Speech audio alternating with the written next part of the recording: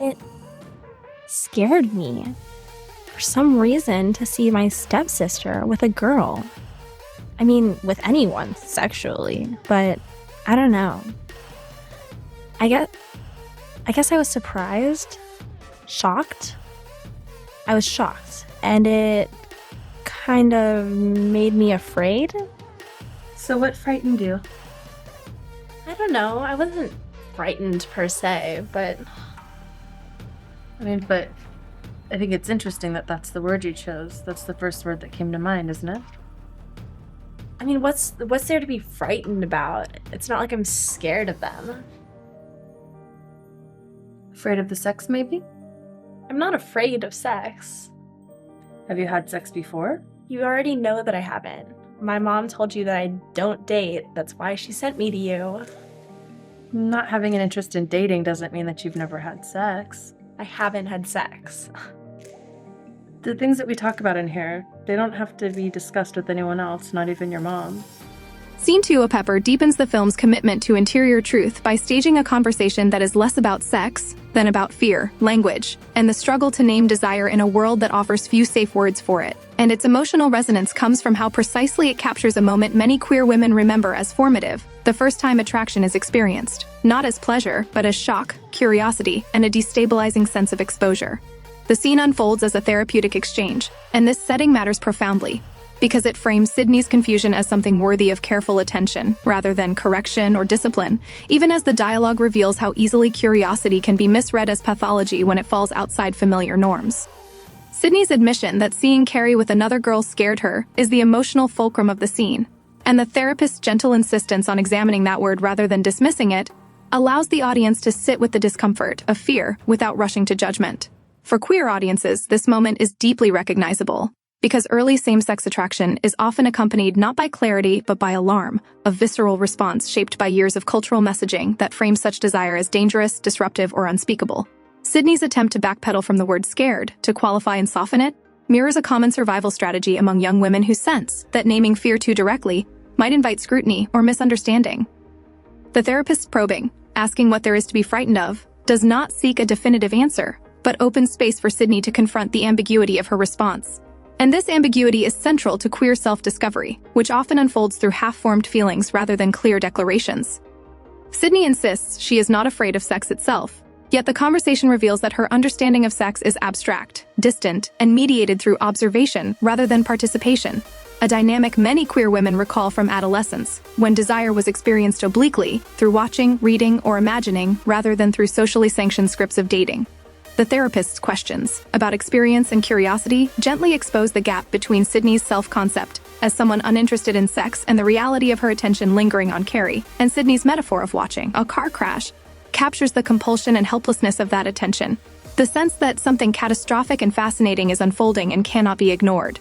This metaphor is especially powerful because it frames desire as something external and uncontrollable, a force that disrupts order rather than something to be sought, reflecting how queer attraction often feels when it collides with a carefully maintained identity built on safety and restraint. The therapist's observation that this is a very powerful image validates Sydney's experience without endorsing fear, acknowledging that the intensity of her reaction is meaningful even if its meaning is not yet clear. For lesbian and broader LGBTQ+ audiences, this validation is significant because so many queer women remember their early feelings being minimized, mocked, or reframed as confusion rather than recognized as legitimate emotional data. Sydney's insistence that she is normal and not obsessed reveals the pressure she feels to position herself within acceptable bounds, to reassure both the therapist and herself that her curiosity does not make her deviant. And this pressure reflects a broader cultural demand that women, especially young women, justify their interest in sex as restrained, rational, and appropriately limited. The scene's power lies in its refusal to resolve this tension, allowing Sydney to remain in a state of questioning rather than forcing her into a premature identity or conclusion. When Sydney describes encountering representations of intimacy through media during a moment of boredom, the film carefully avoids sensationalism, focusing instead on her response of wonder and beauty rather than arousal, emphasizing that what moved her was not explicitness, but the recognition of tenderness and connection. This framing is crucial for keeping the scene grounded in emotional truth rather than spectacle, and it resonates with many queer women's memories of first encountering images that reflected their desires, moments that felt revelatory not because they were forbidden but because they offered a glimpse of possibility. Society's discomfort with women expressing love for each other is woven throughout the scene in the way Sydney struggles to articulate her feelings without being pathologized, and in the need for the therapist to explicitly state that what is discussed here does not need to be shared with others, highlighting how secrecy becomes a condition of safety for queer exploration. This discomfort persists today because women's same-sex desire challenges narratives that prioritize male-centered romance and control female sexuality through silence or moralization. And the scene exposes how even well-intentioned environments can inadvertently reinforce the idea that such desire must be managed carefully, spoken about only in private, and framed as a problem to be solved.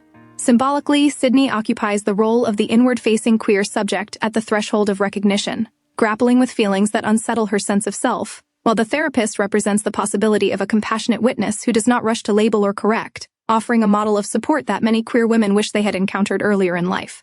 Carrie, though absent from the scene, remains its emotional catalyst, her actions triggering Sydney's fear and fascination, and in this way Carrie functions as a mirror reflecting parts of Sydney she has not yet allowed herself to see. For women more broadly, the scene speaks to the universal experience of realizing that one's reactions do not always align with one's self-image, and the vulnerability of admitting curiosity in a culture that polices women's desires so tightly. By centering conversation rather than action, and by allowing fear, curiosity, and attraction to coexist without resolution, Pepper challenges the notion that self-discovery must follow a neat or linear path.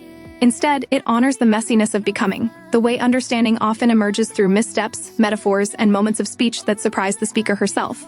In real life, many queer women recall therapy rooms, private journals, or late-night conversations as the spaces where they first dared to articulate feelings that felt too dangerous or confusing to voice elsewhere, and this scene captures that intimacy with remarkable care. It affirms that becoming visible does not begin with declaration, but with permission. The permission to sit with fear without shame, to acknowledge curiosity without justification, and to trust that confusion is not a failure but a necessary stage in the search for authenticity.